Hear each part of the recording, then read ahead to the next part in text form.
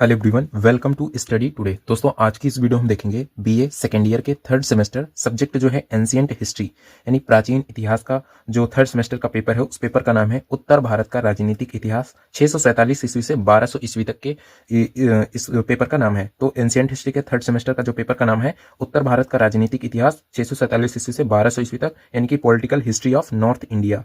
ठीक है, तो इस पेपर में टोटल 8 यूनिट दी गई है और आज के इस वीडियो में हम यूनिट नंबर 4 को डिस्कस करेंगे। यूनिट 4 में हमें क्या पढ़ना है? पाल वंश के विषय में हमें पढ़ना है। इससे पहले हमने यूनिट 1 को डिस्कस कर लिया है, कंप्लीट अध्ययन किया है। उसके बाद हमने यूनिट 2 को कंप्लीट अध्ययन किया, यूनिट 3 को हमने कंप्लीट अध्ययन किया और आज की इस वीडियो में यूनिट 4 को अध्ययन करूंगा।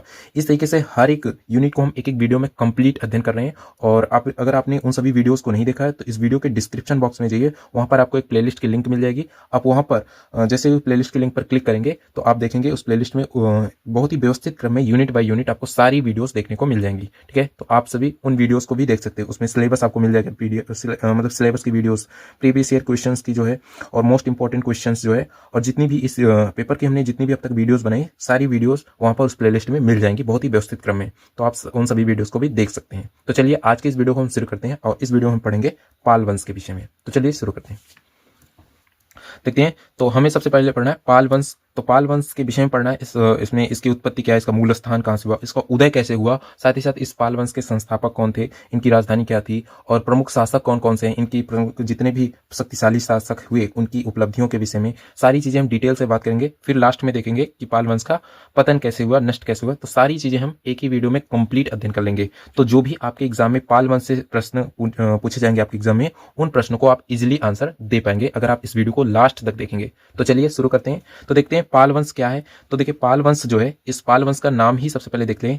तो पाल वंश नाम पड़ा कैसे? तो देखिए पाल वंश के शासक जितने भी हुए हैं ना, जैसे देखिए गोपाल, धर्मपाल, देवपाल, तो इन सभी के नाम के अंत में पाल शब्द है कि नहीं। तो इसी पाल शब्द के नाम के आधार पर इस वंश का नाम पाल वंश पड़ा है। ठीक है, तो पाल शब्द था, इसी कारण इसमें पाल वंश कहा गया। अब देखते हैं पाल वंश जो जहां पर देखा जाए, जब पाल वंश का उदय हुआ, इसका मूल स्थान ये बंगाल के क्षेत्र में है। तो इस समय यानी कि जब पाल वंश उदय नहीं हुआ था, उससे पहले बंगाल क्षेत्र पर क्या था, कैसे था, उससे पहले पाल वंश के उदय से पहले क्या था, उसके विषय में थोड़ा हम समझते हैं।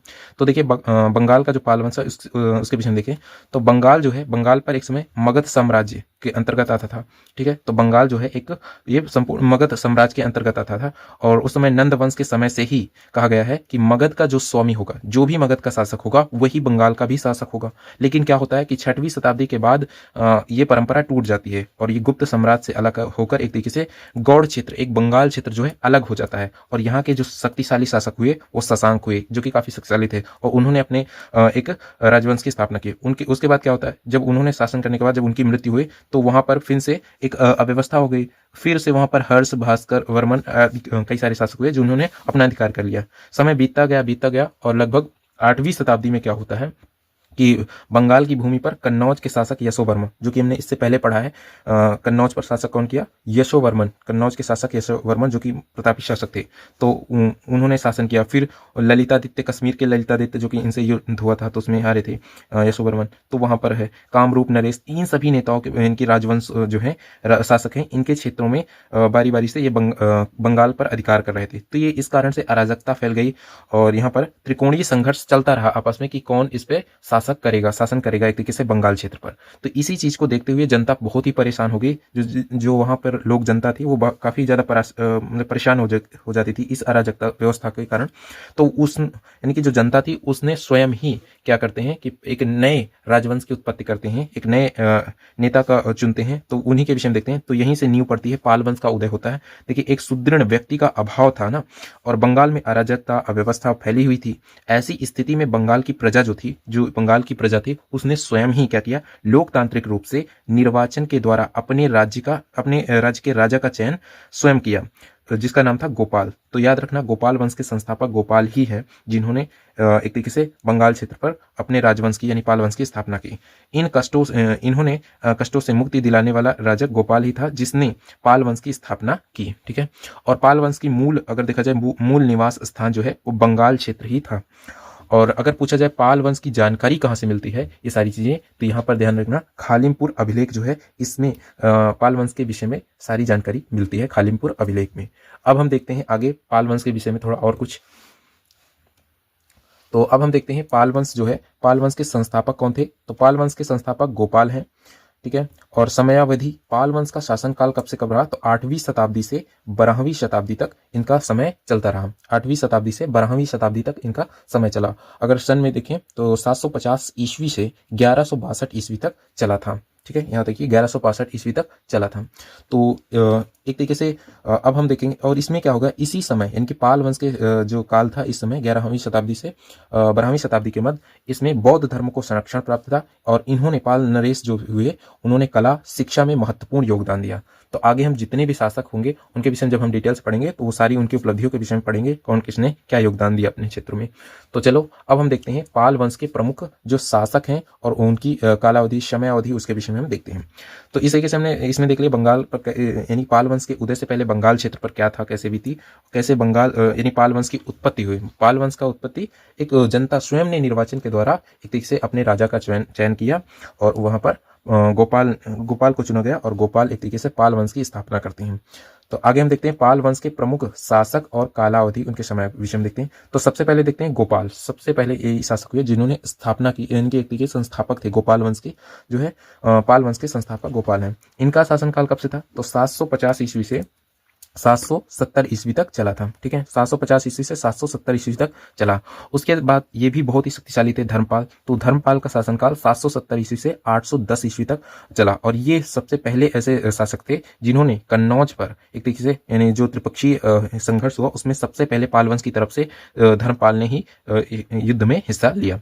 उसके बाद देखते हैं देवपाल, तो देवपाल का शासनकाल कब था, 810 ईस्वी से 850 ईस्वी तक था, और ये भी एक बहुत ही शक्तिशाली शासक हुए। इस पाल वंश के प्रमुख शासक में धर्मपाल और गोपाल बहुत ही शक्तिशाली शासक हुए थे। आगे देखते हैं विग्रहपाल, इनके विषय में देखते हैं। तो ये 850 ईस्वी से 853 ईस्वी में हुए, जो कि निर्बल शासक थे एक तरीके से। नारायणपाल हुए जो कि 853 ईस्वी से 908 ईस्वी में, ये भी इनका शासनकाल रहा। उसके बाद राज्यपाल, गोपाल द्वितीय, विग्रहपाल द्वितीय, निर्बल, ये सभी निर्बल शासक हुए।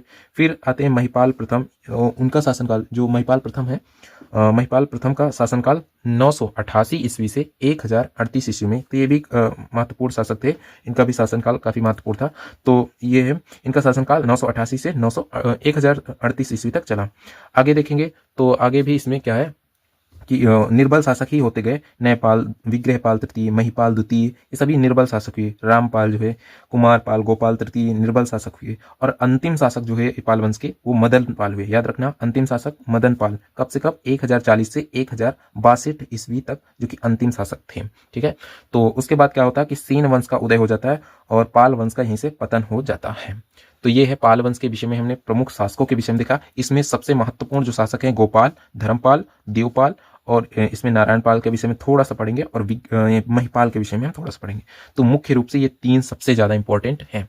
तो चलिए अब हम देखते हैं एक एक इनके विषय में हम जो प्रमुख शासक हैं इनके विषय में हम देखेंगे कि इनकी उपलब्धियां क्या है, इन्होंने अपने शासनकाल के दौरान क्या क्या काम किया, तो उसके विषय में डिटेल से देखते हैं।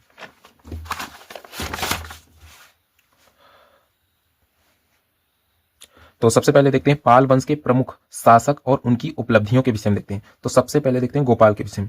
इनका शासनकाल कब से कब था, तो 750 ईस्वी से 770 ईस्वी तक इनका शासनकाल रहा है, ठीक है। तो गोपाल जो है इनका शासनकाल 750 ईस्वी से 770 ईस्वी तक, आपको याद हो गया होगा। आगे देखते हैं इनकी समय की राजधानी इन्होंने बनाई मुंगेर को, कहाँ, मुंगेर। और पाल वंश के जो ये एक तरीके से संस्थापक हैं, गोपाल कौन है, पाल वंश के संस्थापक। गोपाल ने बंगाल में व्याप्त अराजकता थी, ठीक है, अराजकता को समाप्त कर एक नए शक्तिशाली राजवंश की नींव रखी। क्योंकि राजा जो ये गोपाल जो चुने गए हैं इन्हीं कारण से चुने गए, क्योंकि जनता परेशान हो चुकी थी अराजकता के कारण, अव्यवस्थाएं फैल चुकी थी पूरे बंगाल क्षेत्र में। तो इसी कारण अपने अनुसार एक योग्य राजा को चुना और उन्होंने एक तरीके से एक शक्तिशाली राजवंश की नींव रखी। आगे देखते हैं सत्ता में आगमन कैसे होता है।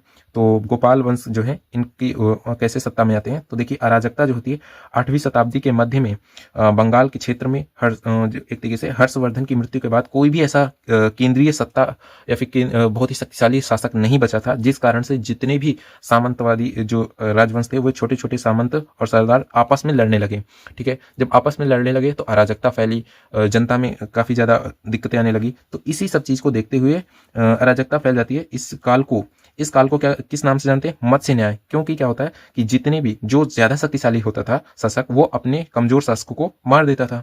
और जिस तरीके से समुद्र में क्या होता है कि बड़ी मछलियां अपने से छोटी मछलियों को खा जाती थी, ठीक उसी तरीके से यहाँ पर भी क्या है, बंगाल राज्य पर जो शक्तिशाली शासक होता था वो निर्बल शासकों को मार देता था।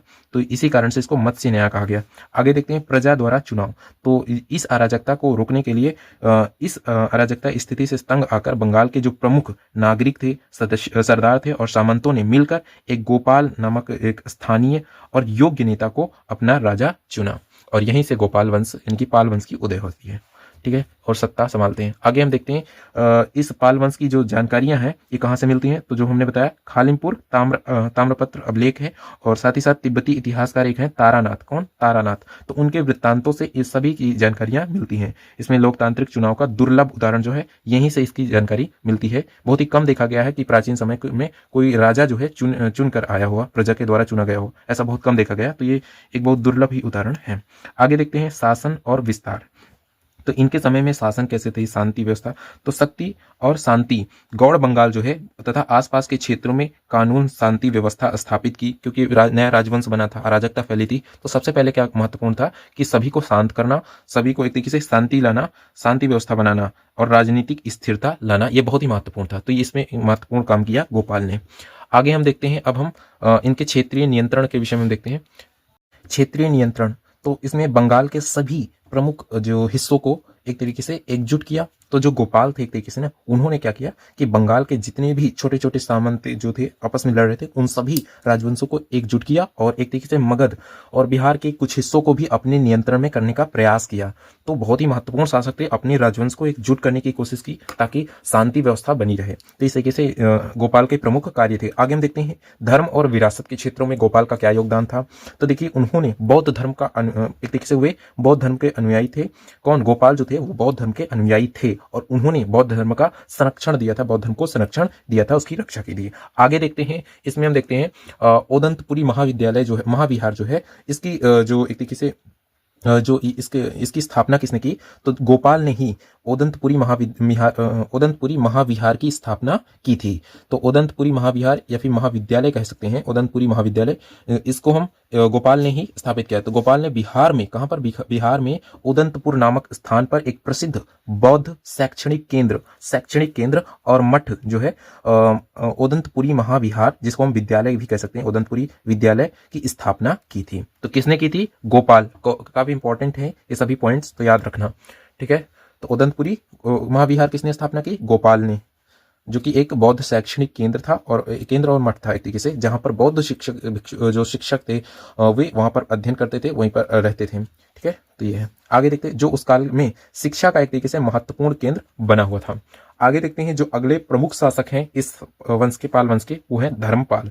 तो धर्मपाल के विषय में देखते हैं, इनका शासनकाल जो है 770 ईस्वी से 810 ईस्वी तक चला था। और इनके ये किसके पुत्र थे? तो गोपाल के पुत्र थे। तो गोपाल के पुत्र धर्मपाल थे, याद रखना, गोपाल के पुत्र ही धर्मपाल थे। और इनका शासनकाल 770 से 810 ईस्वी तक।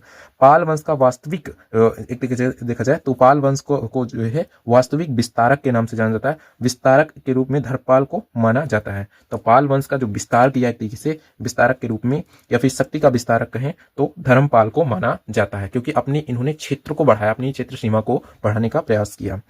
और इन्होंने कन्नौज पर त्रिपक्षीय हिस्सा में जो संघर्ष हुआ उसमें सबसे पहले इन्होंने हिस्सा लिया। तो पाल वंश की ओर से सबसे पहले त्रिपक्षीय संघर्ष में भाग लेने वाला शासक कोई था पाल वंश का, तो धर्मपाल था, जो सबसे पहले इन्होंने एक तरीके से हिस्सा लिया। आगे देखते हैं न्यायपूर्ण शासक। तो ये जो पाल वंश के जो धर्मपाल हैं वो एक तरीके से न्यायप्रिय थे, बहुत ही एक तरीके से धर्मपाल को न्यायपूर्ण और न्यायप्रिय कहा गया है, और धार्मिक शासक के रूप में बताया गया है। बहुत ही धार्मिक व्यक्ति थे, पराक्रमी योद्धा थे और कुशल प्रशासक भी थे एक तरीके से। आगे हम देखते हैं अब इसके धर्मपाल के विषय में और सारी बातें के विषय में देखते हैं।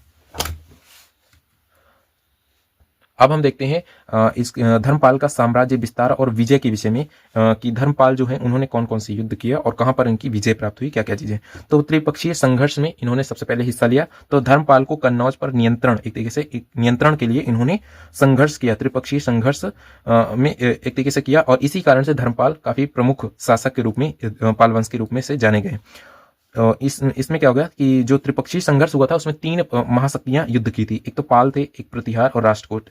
ठीक है, पाल, प्रतिहार, राष्ट्रकूट। आगे हम पढ़ेंगे त्रिपक्षीय संघर्ष के विषय में डिटेल से, बट हम आपको थोड़ा बता दे रहे हैं। त्रिपक्षीय संघर्ष में तीन प्रमुख शासकों के बीच युद्ध हुआ था। इधर से जो प्रतिहार शासक थे उन्होंने कन्नौज पर अधिकार करने के लिए आक्रमण किया, और यहाँ पर पाल जो थे, पाल वंश के शासक जो थे बंगाल क्षेत्र में, तो उन्होंने कन्नौज पर अधिकार करने के लिए आक्रमण किया। और इधर दक्षिण की ओर देखा जाए तो राष्ट्रकूट जो शासक थे उन्होंने आक्रमण किया यानी कि कन्नौज पर अधिकार करने। तो राष्ट्रकूट दक्कन यानी महाराष्ट्र दक्षिणी क्षेत्र में थे, प्रतिहार जो थे पश्चिमी, जो प्रतिहार थे जो गुजरात राजस्थान क्षेत्र में, और पाल वंश जो थे वो एक तरीके से बंगाल बिहार क्षेत्रों में फैले हुए थे।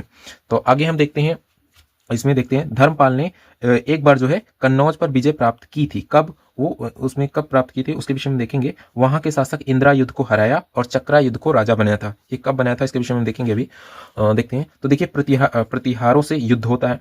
इसमें सबसे पहले प्रतिहारों से युद्ध। तो प्रतिहारों के वत्सराज जो थे, प्रतिहारों के वत्सराज जो थे उनसे और पाल वंश के शासक धर्मपाल के बीच में युद्ध होता है। वत्सराज और धर्मपाल के बीच में युद्ध होता है। किसके लिए? कन्नौज, इसी को कान्यकुब्ज के भी नाम से जानते हैं, जो कि कन्नौज है इसी को कान्यकुब्ज के नाम से जानते हैं। इसी पर अधिकार करने के लिए इन दोनों में आपस में युद्ध होता है, और फाइनली जो होता है इसमें वत्सराज जीत जाता है। कौन जीतता है? वत्सराज जीत जाता है, और यहाँ पर धर्मपाल की पराजय हो जाती है। तो जब इन्होंने जीता तो इन्होंने क्या किया कि जो यहाँ पर कन्नौज के जो शासक थे पहले से ही इंद्रायुध थे, यहाँ पर आयुध वंश के राजा इंद्रायुध थे, तो उन्हीं को राजा बनाया। बस वो एक तरीके से इनको पराजित कर अपने राजवंश में समाहित कर लिया, उनको सामंत के रूप में वहीं पर राजा नियुक्त कर दिया, तो इंद्रायुध को। तो प्रतिहारों के वत्सराज पुनः जो क्या होता है इसमें देखिए, प्रतिहार के वत्सराज जो है, तो सबसे पहले क्या होता है एक तरीके से पुनः आपको बताते हैं। प्रतिहारों से संघर्ष होने से पहले कन्नौज जो है, कन्नौज पर सबसे पहले कन्नौज पर वत्सराज ने आक्रमण किया। तो वहां के जो राजा थे आयुध वंश के राजा इंद्रायुध, उनको पराजित कर देते हैं। जब पराजित हो जाते हैं एक तरीके से, तो वो जो इंद्रायुध है वो इनके सामंत हो जाते हैं, वत्सराज के अधीन काम करते हैं। तो उसके बाद क्या होता है कि प्रतिहार के राजा वत्सराज और धर्मपाल के यानी पाल वंश के धर्मपाल के बीच युद्ध होता है। तो जब युद्ध होता है तो इसमें धर्मपाल पराजित हो जाते हैं और वत्सराज जीत जाते हैं। और इसमें क्या होता है, एक क्रोधित बहुत होते हैं, और एक तरीके प्रथम शासक जो त्रिपक्षीय भाग में इन्होंने जानते हुए पाल वंश की तरफ से प्रथम शासक थे जिन्होंने इसमें हिस्सा लिया था, तो यहाँ पर पराजित हो जाते हैं। साम्राज्य विस्तार, तो धर्मपाल के साम्राज्य में बंगाल, बिहार तथा उत्तर प्रदेश का कुछ भाग भी था एक तरीके से। तो इधर देखेंगे बंगाल का क्षेत्र और बिहार का कुछ हिस्सा और उत्तर प्रदेश का कुछ भी थोड़ा बहुत हिस्सा, ये एक तरीके से पाल वंशों के मतलब कि उनके कब्जे में था। आगे हम देखते हैं अब राष्ट्रकूटों से युद्ध कैसे हुआ। तो जो यहाँ पर पाल वंश के धर्मपाल हैं उनका युद्ध राष्ट्रकूटों से भी युद्ध हुआ था, तो उसके विषय में अब हम देखते हैं। तो देखिए प्रतिहार के वत्सराज जो हैं, प्रतिहार के शासक वत्सराज और राष्ट्रकूट, सबसे पहले इनके बीच में होता। तो यहाँ पर राष्ट्रकूट जब आक्रमण किया प्रतिहार पर, तो यहाँ पर प्रतिहार पराजित हो जाते हैं। बाद में क्या होता है कि राष्ट्रकूटों ने पुनः आक्रमण किया पाल वंश के धर्मपाल पर। जब उनको पराजित किया तो सोचा धर्मपाल यानी पाल वंश पे भी आक्रमण करते हैं, तो वहां के राजा धर्मपाल थे, तो इनको भी पराजित कर दिया, यानी धर्मपाल भी पराजित हो गए। अब ऐसे में यहाँ पर कुछ यानी कि ये जो कन्नौज जो है एक तरीके से ये गंगा और यमुना के संगम क्षेत्रों के बीच के क्षेत्र में है, जिस कारण से ये बहुत ही कृषि के लिए बहुत ही महत्वपूर्ण है, और साथ ही साथ राजनीतिक शक्ति के यहाँ पर राजनीतिक शक्ति की दृष्टि से भी बहुत ही महत्वपूर्ण कन्नौज जो है बहुत ही महत्वपूर्ण क्षेत्र है। यहाँ से उत्तर भारत के संपूर्ण भारत का राजवंश चलाया जा सकता था। तो इसलिए हर एक शासक यहाँ पर अपना अधिकार करना चाहता था, बट इसमें कोई सफल नहीं हो पा रहा था। तो ये जब राष्ट्रकूटों ने दोनों को पराजित कर दिया तो कुछ समय तक तो रहा, लेकिन बाद में क्या होता है कि दक्षिण में वो पुनः अपने राजवंश में वापस आ जाते हैं राष्ट्रकूट। तो क्या होता है कि धर्मपाल की अब यहीं से सफलता होती। धर्मपाल ने जब वो वापस आ गए तो धर्मपाल ने कन्नौज पर युद्ध आक्रमण कर दिया, क्योंकि वहां पर प्रतिहार सामंत इंद्रायुध था, तो उसको पराजित कर चक्रायुध को वहां पर कन्नौज का शासक बना दिया।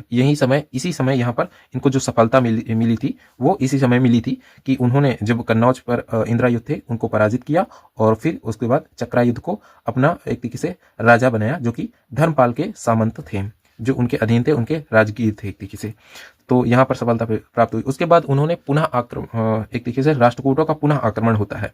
जब फिर से राष्ट्रकूटों ने आक्रमण किया कुछ समय पश्चात पुनः युद्ध किया, तो राष्ट्रकूटों के गोविंद तृतीय जो है उनका हुआ युद्ध प्रतिहारों के नरेश जो है नागभट्ट द्वितीय के साथ। तो नागभट्ट द्वितीय और गोविंद तृतीय के मध्य युद्ध हुआ, जिसमें नागभट्ट द्वितीय जो होते हैं वो पराजित हो जाते हैं। फिर उसके बाद क्या करता है, गोविंद तृतीय जो है बाद में पाल वंश पर भी युद्ध कर देता है। तो पाल वंश और चक्रायुद्ध, कन्नौज और इनकी पाल वंश बंगाल दोनों पर युद्ध करता है। तो बंगाल यानी पाल वंश भी पराजित हो जाते हैं, धर्मपाल भी पराजित होते हैं और चक्रायुद्ध भी पराजित होते हैं।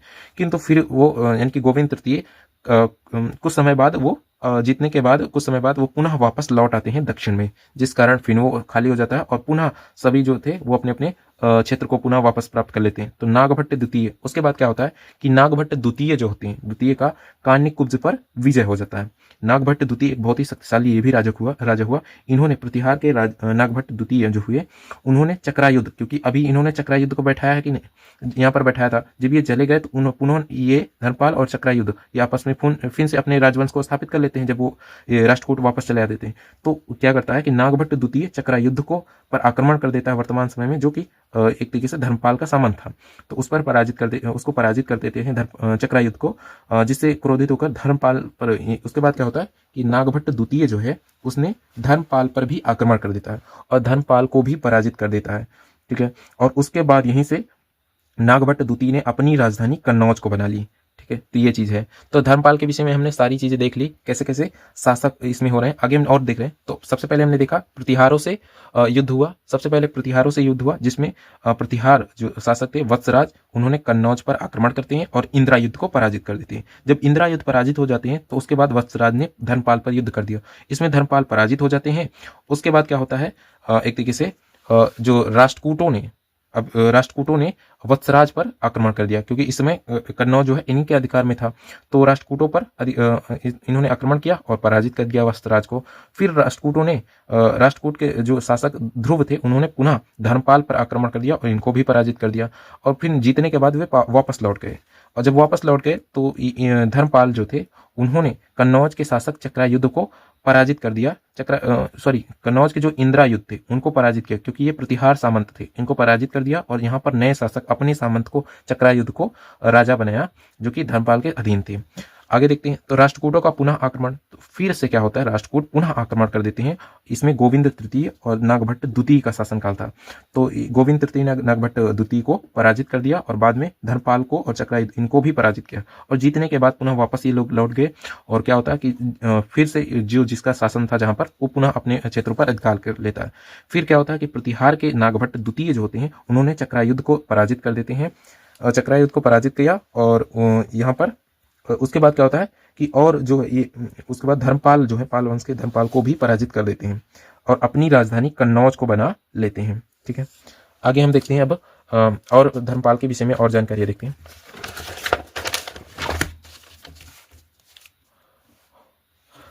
इसमें हम देखते हैं धर्मपाल जो है वो बौद्ध धर्म का संरक्षक था और एक तरीके से शिक्षा और कला में योगदान के रूप में एक महत्वपूर्ण शासक थे। तो धर्मपाल एक महान बौद्ध संरक्षक थे। कौन थे? एक बहुत ही महान बौद्ध संरक्षक थे। उन्होंने शिक्षा और कला को प्रोत्साहित किया और धर्मपाल बौद्ध धर्मावलंबी थे, बौद्ध धर्म को मानते थे।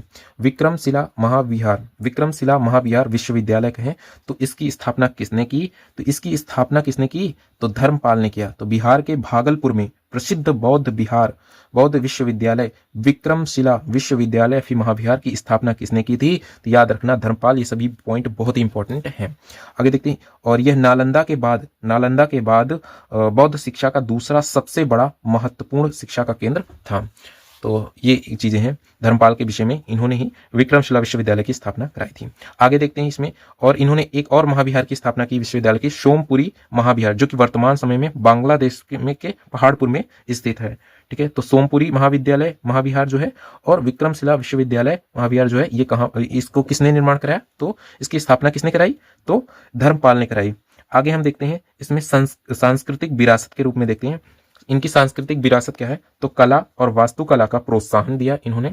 कला और वास्तुकला का प्रोत्साहन किया और बौद्ध हिंदू देवी देवताओं की मूर्तियां जो उस समय प्राप्त हुई, कांस्य की प्राप्त हुई। तो सांस्कृतिक विरासत भी बहुत ही महत्वपूर्ण थी। उन्होंने एक तरीके से धार्मिक रूप से एक तरीके से बहुत ही स्वतंत्रता थी। आगे देखते हैं। इसमें न्यायप्रिय और विद्या प्रेमी थे। जो धर्मपाल थे बहुत ही न्यायप्रिय थे और विद्या प्रेमी थे। धर्मपाल विद्या प्रेमी थे। उन्होंने नारायण भगवान के मंदिर को एक तरीके से नारायण भगवान के मंदिर को 4 गांव को दान किया। ये न्यायप्रिय और शास्त्रविद थे एक तरीके से धर्मपाल। तो इस तरीके से हमने धर्मपाल के विषय में देखा, जो कि पाल वंश के बहुत ही महत्वपूर्ण शक्तिशाली शासक थे। अब आगे हम देखते हैं पाल वंश के अगले जो बहुत ही महत्वपूर्ण शासक हुए देवपाल, उनके विषय में हम देखते हैं। देवपाल के विषय में तो चलिए देखते हैं देवपाल के विषय में। तो देखिए देवपाल का जो शासन काल है वो 810 ईस्वी से 850 ईस्वी तक चला। 810 ईस्वी से 850 ईस्वी तक चला देवपाल का शासनकाल। और ये किसके पुत्र थे? धर्मपाल के। तो देखिए, गोपाल के पुत्र धर्मपाल और धर्मपाल के पुत्र देवपाल। तो इस समय कौन है? देवपाल। देवपाल किसके पुत्र? धर्मपाल। ठीक है, तो धर्मपाल का पुत्र देवपाल था और ये एक तरीके से महापराक्रमी राजा थे देवपाल। आगे देखते हैं इनके विषय में जानकारियां कहां से मिलती हैं। तो देखिए, बादल अभिलेख जो है, बादल अभिलेख और मुंगेर अभिलेख, ये बहुत ही महत्वपूर्ण अभिलेख है। इसमें देवपाल जो है उनके बारे में जानकारी मिलती है, राज्य विस्तार वगैरह, यानी कि देवपाल के विषय में संपूर्ण जानकारियां बादल अभिलेख, मुंगेर अभिलेख से मिलती है। इसमें उत्कलों, हुड़ों, द्रविड़ों को पराजित किया, इन सभी की जानकारी इन्हीं अभिलेखों से मिलती है।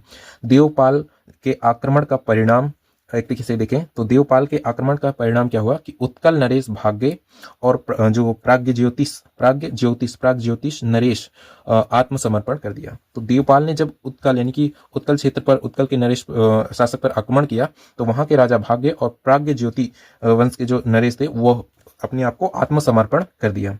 आगे हम देखते हैं देवपाल जो थे अपने 40 वर्ष के दीर्घ शासन काल में 3 प्रतिहार शासक यानी कि नागभट्ट द्वितीय, रामभद्र और मिहिर भोज का समकालीन था। इन्हीं यानी कि नागभट्ट द्वितीय और एक तरीके से रामभद्र और मिहिर भोज के ये समकालीन थे देवपाल। तो इन्हीं से आपसी संघर्ष चलता रहा और कई बार ये उनको पराजित करते हैं, वो इनको पराजित करते हैं, तो ये चीजें चलती रहती हैं। तो अब उन्हीं के विषय में देखते हैं। तो देखिए, नागभट्ट द्वितीय के साथ युद्ध का प्रमाण नहीं मिला है। तो इनके समय जो नागभट्ट द्वितीय थे उनके साथ कोई युद्ध हुआ ही नहीं था, ऐसा इसमें साक्ष्य कोई मिला नहीं है युद्ध के विषय में, तो वो चीज कहा गया। रामभद्र जो को देवपाल ने पराजित किया था। रामभद्र को पराजित किया था किसने? देवपाल ने। प्रतिहार शासक रामभद्र हैं, उनको पराजित किया था देवपाल ने। आगे हम देखते हैं देवपाल के विषय में। देवपाल ने क्या क्या चीजें की है। तो देवपाल ने उत्कल यानी इसको उड़ीसा जो है, उड़ीसा क्षेत्र, तो उत्कल जाति को एक तरीके से विनाश किया, उत्कल जाति का विनाश किया और हुणों को पराजित किया। द्रविड़ और गुर्जर के अभियान को छिन्न भिन्न कर दिया था एक तरीके से। तो जो द्रविड़ और गुर्जर के जो अभियान हुए एक तरीके से राज्य विस्तार के अभियान, उनको छिन्न भिन्न कर दिया था। कन्नौज विजय, तो कन्नौज जाति को एक तरीके से देवपाल ने पराजित कर दिया था। ठीक है, तो उनके भी अभियान को समाप्त कर दिया था एक तरीके से कन्नौज जाति के। आगे हम देखते हैं देवपाल और मिहिर भोज के बीच युद्ध के विषय में। तो देखिए, कन्नौज जो देवपाल है वो पाल वंश के बहुत ही प्रतापी शासक थे और मिहिर भोज वो प्रतिहार शासक के बहुत ही महत्वपूर्ण शासक थे, बहुत ही प्रतापी दोनों ही शासक थे। अब इन दोनों में युद्ध हुआ जो, उसमें कई सारे अलग अलग अभिलेख अलग अलग बताते हैं। तो देखिए, ग्वालियर अभिलेख या फिर कहला अभिलेख जो है, जो कि मिहिर भोज ने देवपाल को पराजित किया, ऐसा उसमें साक्ष्य मिलता है कि मिहिर भोज ने देवपाल को पराजित किया। जबकि बादल अभिलेख जो है और मुंगेर अभिलेख, इसमें बताया गया है कि देवपाल ने मिहिर भोज को परिभाषित किया है। तो इस तरीके से संशय इसमें बना रहता है। तो इसमें जो ग्वालियर अभिलेख, कहला अभिलेख, उसमें मिहिर भोज ने देवपाल को पराजित किया और बादल अभिलेख या फिर मुंगेर अभिलेख जो है उसमें देवपाल ने मिहिर भोज को पराजित किया था। आगे देखते हैं, राष्ट्रकूट शासक अमोघवर्ष को हराकर एक तरीके से हराया और देवपाल साक्ष्य की एक तरीके से इसके यानी कि अमोघ वर्ष को हराया एक तरीके से। तो राष्ट्रकूट शासक अमोघ वर्ष को हराया देवपाल ने। तो इस तरीके से हमने देवपाल शासकों के विषय में, देवपाल जो थे पाल वंश के प्रमुख शासक थे, इनका 810 ईस्वी से एक तरीके से 850 ईस्वी तक चला। और हम इसके विषय में देखते हैं डिटेल से, देवपाल के विषय में और जानकारियां देखते हैं। तो देखते हैं देवपाल का साम्राज्य विस्तार के विषय में जानकारी देखते हैं। तो देवपाल के अभिलेख जो है ना, देवपाल के अभिलेख मुंगेर, नालंदा, घोसावन में प्राप्त हैं। तो देवपाल के जो अभिलेख हैं, मुंगेर अभिलेख, नालंदा अभिलेख, घोसावन अभिलेख, इसमें सारी चीजें यानी साम्राज्य विस्तार के विषय में जानकारियां दी गई हैं। बिहार जो है इनके अधीन था उस समय, इसमें बताया गया। और बंगाल को पिता से प्राप्त ही किया था एक तरीके से।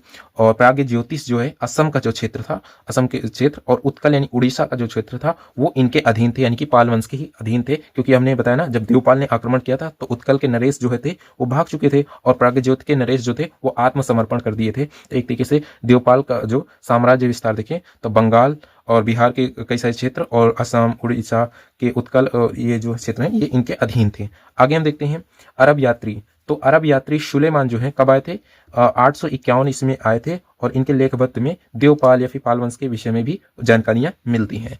आगे हम देखते हैं जो बौद्ध धर्मावलंबी थे और इन्हीं के शासनकाल के दौरान आए थे, तो वो चीजें देवपाल के शासनकाल में आए थे। आगे देखते हैं बौद्ध धर्मावलंबी। तो देवपाल बौद्ध धर्मावलंबी था, यानी कि बौद्ध धर्म को मानने वाला था और इसमें इन्होंने बौद्ध धर्म को संरक्षण भी प्रदान किया। आगे देखते हैं नालंदा बिहार में एक प्रकांड बौद्ध विद्वान को अध्यक्ष बनाया था। किसने? देवपाल ने। तो देवपाल ने नालंदा विहार जो है, महाविहार, उसमें एक प्रकांड बौद्ध विद्वान को अध्यक्ष बनाया। इसकी व्याख्या जो है, इसकी एक तरीके से ख्याति जो है वो दक्षिण पूर्वी एशिया तक पहुंची। जब ये चीजें वहां तक पहुंची तो वहां के इस समय के जावा में शैलेंद्र वंश का राज्य था। तो जब उनके पास ये खबर पहुंची, ये बातें पहुंची कि एक नालंदा विहार के एक प्रखंड विद्वान जो है उनको अध्यक्ष बनाया गया, उनकी ख्याति किस तरीके से, उन्होंने बहुत ही बहुत ही एक तरीके से जागरूक इंसान है, तो उनके विषय में जब ये ख्यातियां पहुंची तो जावा में शैलेंद्र वंश का राज्य था और वहां के राजा जो थे बालपुत्र देव ने देवपाल की सभा में अपना दूत भेजा और देवपाल उसके प्रार्थना पत्र को स्वीकार करते हुए नालंदा के एक बौद्ध विहार के लिए 5 ग्राम, एक तरीके से 5 ग्राम नहीं, 5 गांव, वही ग्राम या गांव जो कहते हैं, तो 5 गांव को दान दिए थे। किसके लिए? नालंदा बौद्ध विहार के लिए उन्होंने 5 गांव को दान दे दिया गया था और उसने बौद्ध विद्वान वीरदेव को नालंदा महाविहार का अध्यक्ष बनाया। किसने? वीरदेव को, देवपाल ने। ठीक है, तो इस तरीके से ये चीजें हैं। देवपाल के विषय में हमने देखा, देवपाल ने कहाँ के? जावा में शैलेंद्र वंश के राजा बालपुत्र देव को 5 गांव एक तरीके से नालंदा के बौद्ध विहार के लिए दे दिया था ताकि बौद्ध विहार का निर्माण हो सके, तो उनको 5 गांव को दान दिया था। आगे हम देखते हैं इस शासक पाल वंश के हमने 3 प्रमुख शासक देख लिया, गोपाल के विषय में, धर्मपाल और देवपाल के विषय में देख लिया। अब हम देखते हैं एक और शासक के विषय में थोड़ा जो हम देखते हैं इंपॉर्टेंट। इसके बाद देखते हैं विग्रहपाल, जो कि मिहिर भोज ने पराजित कर दिया था विग्रहपाल को, जो कि एक तरीके से ये 3 ही साल थे, एक तरीके से 1850 से 1853 ईस्वी तक था। ये बहुत ही निर्बल शासक थे। आगे हम देखते हैं उसके बाद नारायण पाल हुए, तो इनका शासनकाल 853 से 908 ईस्वी तक चला। ये भी एक तरीके से निर्बल शासक ही थे।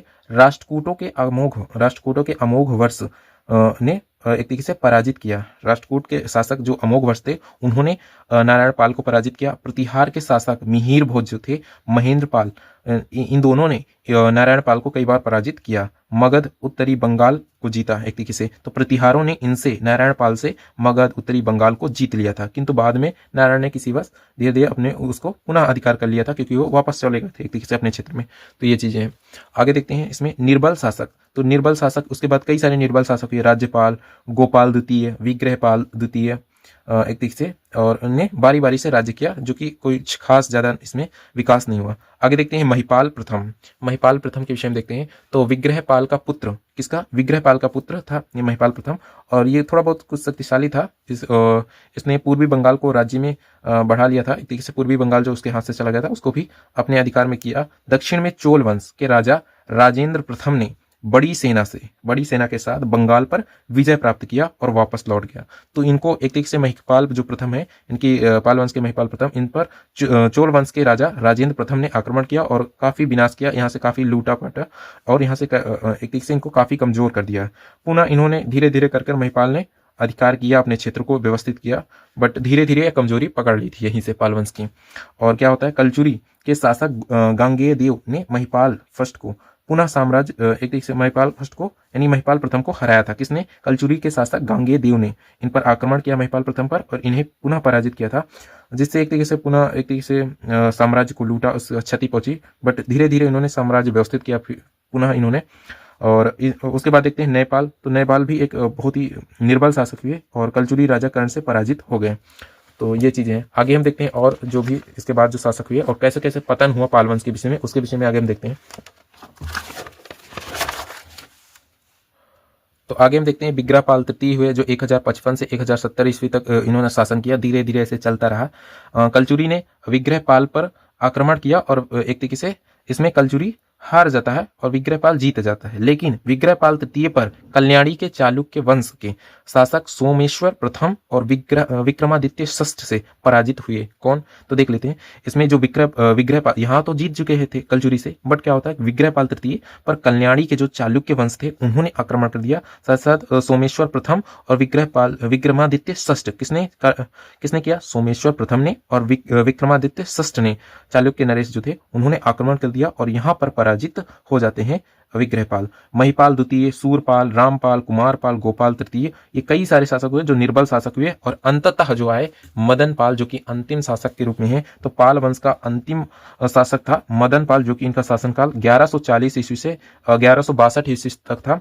और गहेड़वाल वंश का राजा गोविंद चंद्र अपनी शक्ति का विस्तार कर रहा था, तभी उसने एक तरीके से मदनपाल को हराया और मुंगेर तक का प्रदेश अपने अधिकार में ले लिया। पुनः देख लेते हैं यहाँ पर कि पाल वंश का जो अंतिम शासक है 1140 से 1162 ईस्वी में इसका शासनकाल था और पाल वंश का अंतिम शासक था ये।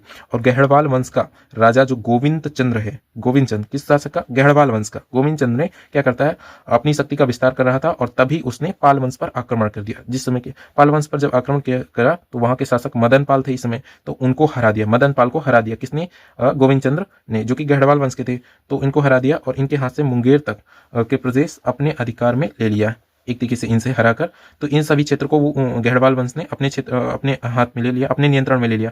इसी समय पूर्वी बंगाल में विजय सेन के नेतृत्व में सेन वंश का भी उदय हुआ और उसने मदनपाल को हराकर पाल साम्राज्य का पूर्णतः अंत कर दिया।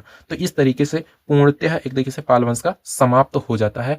और ये एक तरीके से, और इसमें हम आगे देखते हैं पाल वंश का निवास स्थान देखें तो बंगाल था। और पाल वंश की जानकारी के विषय में देखें तो इसमें जानकारी हमें कहाँ से मिलती हैं? तो पाल वंश के विषय में एक हमने बताया बादल अभिलेख है, खालिमपुर अभिलेख है, मुंगेर अभिलेख। तो ये 3 महत्वपूर्ण अभिलेख हैं, बाकी और कई भी सारे अभिलेख हैं, कई अभिलेख हैं, लेकिन 3 हमने महत्वपूर्ण अभिलेखों में बताया, बादल अभिलेख, खालिमपुर अभिलेख, मुंगेर अभिलेख, जिससे हमें पाल वंश के विषय में काफी ज्यादा कुछ जानकारियां मिल जाती हैं। ठीक है, तो इस तरीके से हमने देखा किस तरीके से मदनपाल जो कि अंतिम शासक था उस पर गहड़वाल वंश के राजा गोविंद चंद्र ने आक्रमण करके मुंगेर तक के प्रदेशों को अपने अधिकार में कर